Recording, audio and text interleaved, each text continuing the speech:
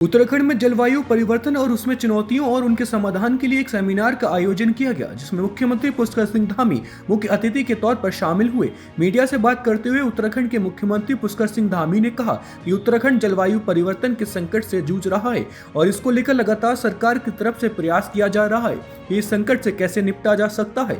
इसके लिए इस तरह के सेमिनार के आयोजन में इसमें होने वाली चुनौतियों पर चर्चा होती है। आज उत्तराखंड में जल स्रोत सूख रहे हैं, वन अग्नि भी एक चुनौती है। इस प्रकार सरकार ऐसे कार्यक्रम के जरिए इनसे निपटने के लिए अपनी पूरी तैयारी कर रही है। ये विषय बहुत ही महत्वपूर्ण है, जो हमें आगे आने वाली जो जलवायु परिवर्तन से होने वाली चुनौतियां हैं, उनके समाधान के लिए या उसके प्रभाव को कम करने के लिए इस प्रकार की जो संगोष्ठियां हैं, इस प्रकार के कार्यक्रम हैं, वो जागरूकता लाते हैं। और हम जलवायु परिवर्तन के संकट से अब जूझ रहे हैं, प्रदेश के अंदर हो या देश के अन्य स्थानों पर हो। आज लगातार इस प्रकार से आपदाएं आ रही हैं, हमारे ग्लेशियरों पर संकट आ रहा है, जल स्रोत लगातार सूख रहे हैं, तापमान बढ़ रहा है, तो कहीं ना कहीं हमको प्रकृति संरक्षण के लिए इस प्रकार के कार्यक्रम प्रेरित करते हैं। और आने वाली नौजवान पीढ़ी भी इसमें शामिल हो। वन अग्नि जैसी हमारी जो चुनौतियां हैं, उन चुनौतियों पर भी हम काम कर रहे हैं, राज्य सरकार काम कर रही है।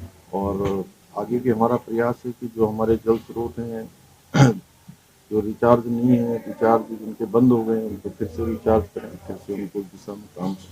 वहीं सेमिनार के मुख्य संयोजक यूथ फाउंडेशन के संस्थापक अजय कोठियाल ने कहा कि इस सेमिनार की प्रेरणा उन्हें चिपको आंदोलन की महान वीरांगना गौरा देवी के जीवन संघर्ष से मिली है। उन्होंने कहा कि आज इस तरह समूचे विश्व में पर्यावरण संरक्षण का मुद्दा सबसे बड़ी चुनौती के रूप में हम सबके सामने आ रहा है। उससे निपटने के लिए ठोस कदम उठाने की जरूरत है। देखो, सबसे पहले तो ये जो सब्जेक्ट है, ये सब्जेक्ट ही हमने जलवायु परिवर्तन और उस पर किस प्रकार से अलग अलग जो हमारे समाज के विंग्स होते हैं, समाज के हिस्से होते हैं, वो कैसे योगदान कर सकते हैं, ताकि आखिरी में जो आग बुझाने वाला जो ज़मीन पे जाता है ना, उसके पास में आग की ताकत ख़त्म हो चुकी हो तब तक। तो इसमें आज हमने जो ये प्रोग्राम करा है, इसका इंटेंशन है एक सेमिनार, जो कि आगे कई इसके बाद इवेंट होते रहेंगे। इस सेमिनार में एजुकेशन डिपार्टमेंट का क्या रोल होना चाहिए, ताकि छठी सातवीं के बच्चों को हम अगर एजुकेट कर सकें, उनकी बात ना घर वाले बड़ी सुनते हैं। फिर उसके बाद में जो आग बुझाने वाले हैं, उनकी ट्रेनिंग कैसे होनी चाहिए, ताकि वो पहाड़ों में ऊपर चढ़ सके। कहने के लिए बड़ा आसान है, लेकिन पहाड़ में चढ़ना ही बड़ा मुश्किल है। जो आग बुझाने में जो प्रॉब्लम आती है, वो फिर मल्टीफोल्ड हो जाती हैं। उसके लिए NIM के प्रिंसिपल का एक लेक्चर है यहाँ पे।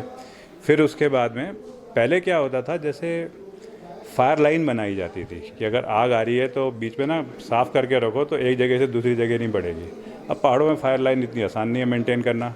ऊपर से पिरूल के जंगल, पिरूल बड़ा ख़तरनाक है, मतलब जब आग जलती है तो वो बहुत तेज़ी से उसको बढ़ाने का काम करता है। लेकिन अगर उसी में अगर हम पिरूल का मतलब ऐसी फैक्ट्री लगाएं जिसमें कि पिरूल इकट्ठा करके उसका चूरा करके और छोटे छोटे कोयले बनते हैं, जो कि प्रयास हो चुके हैं, तो अपने आप ही फायर लाइन भी बनती है और पिरूल का भी इस्तेमाल होता है। तो वो आज लाइव प्रेजेंटेशन जिन्होंने करके साबित करा है, वो आ रखे हैं यहाँ पे गंगाड़ी जी। उसके बाद युवा हैं, बड़े बच्चे हैं, जिनके अंदर ना एक भावना है जानवरों के प्रति। तो ऐसा ही एक कर्तव्य फाउंडेशन नाम से अपना उत्तरकाशी का एक संस्था है, उसके वो बच्चे आ रखे हैं। वो किस टाइप का एग्जाम्पल दे रहे हैं कि पिछले साल जब आग लगी थी तो एक उल्लू उड़ा था जंगल से, वो जल गया थोड़ा सा, वो जाकर के एक गांव में गिरा। लेकिन उस गांव में जब वो लोग उठा के लाए, ये बच्चे, और इन्होंने उस उल्लू को ना ठीक करने की कोशिश करी, तो 15-20 दिन में उल्लू तो ठीक हो गया और उड़ भी गया। लेकिन उस 15-20 दिन में उसको कोई 3-4 अलग अलग लोगों ने, कोई बिजनौर से आ रखे थे, कोई सहारनपुर से आ रखे थे, कोई हरिद्वार के पास से, उन्होंने कॉन्टैक्ट करा, 50,000 75,000 हमको दे दो उल्लू, और कोई जानवर जल रहे हैं बाहर निकलते हैं, हमको वो दे दो। तो मतलब कैसे कैसे रैकेट्स हैं, ऐसी चीज़ें सामने आती हैं। पर उसके साथ में यह आता है कि इन बच्चों के अंदर क्या भावना है। आज इनको अगर हम यूज़ करेंगे मैसेज देने के लिए कि जंगल में क्या नुकसान हो रहा है, चिड़िया तो उड़ गई, लेकिन चिड़िया के अंडे से जो चूजा निकला है वो तो जल रहा है, तो वो मैसेज बड़े अच्छे तरीके से जाते हैं। नरेंद्र सिंह नेगी जी खुद आ रखे हैं, उनके तो एक गीत पे पता नहीं क्या क्या चीज़ें हो जाती हैं।